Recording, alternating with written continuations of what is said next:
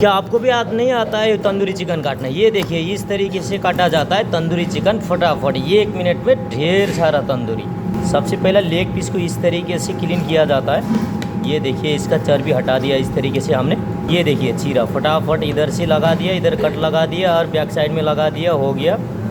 अब चलते हैं चेस्ट पीस के प्रोसेस में। ये इस तरीके से हटा देते हैं, पहला इसका गर्दन मार देते हैं बीच में से इस तरीके से। इसको भी इस तरीके से चर्बी हटा देते हैं, जीरा मारते हैं इस तरीके से। ये देखिए फटाफट से, ये देखिए कितना बढ़िया हो गया। इस तरीके से मारेंगे ना आपको बढ़िया पक जाए।